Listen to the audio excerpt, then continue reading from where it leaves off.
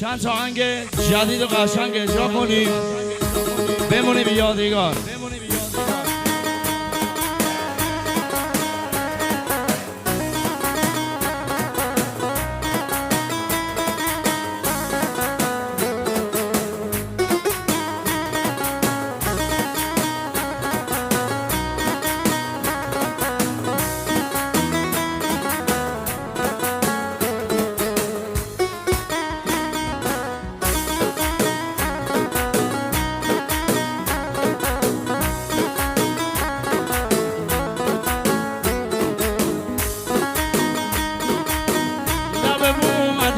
گهواره داری لیلی، منو عاشقم تو بچه داری لیلی.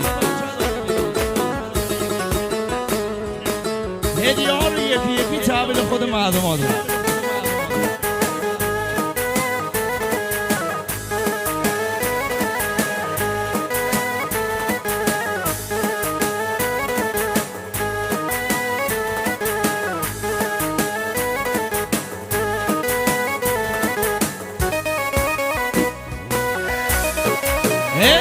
نبینم داغدم اینجا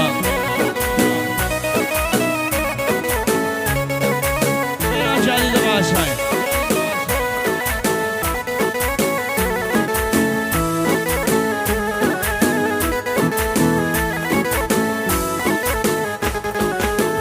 لبه بوم اومدین لبه بوم اومدین گواره داری لیلی جان لیلی لیلی لیلی با ما وفا کنیم. هنوم عاشقم تو بچه داری لیلی آخه جان لیلی لیلی لیلی با ما وفا کنیم. به حق ما خورشید و ستاره لیلی آی لیلی لیلی لیلی با ما وفا کنیم. امیدوارم که برگردی دوباره لیلی آخه جان لیلی لیلی لیلی با ما وفا کن.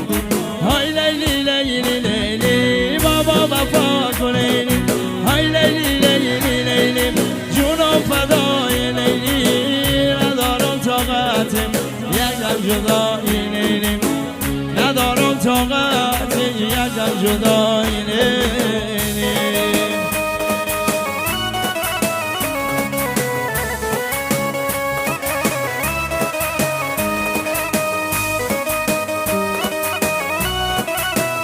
دمت گرم خدایی.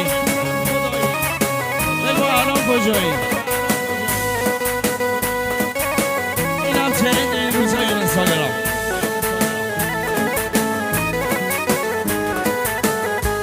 آخه دمت گرم خدایی. بگو الان کجایی؟ تو مال رفتن نبودی تو کردی بی وفایی. تو مال رفتن نبودی تو کردی بی وفایی. دمت گرم خداییم قلبم داره میسوزه دلم تو رو دوست دارم هنوزم که هنوزم دلم تو رو دوست دارم هنوزم که هنوزم.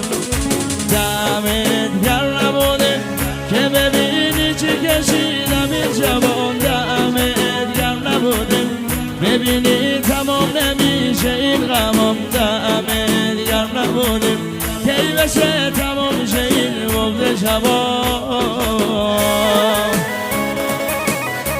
کلا تحویل شخص دومات بشه. حالا با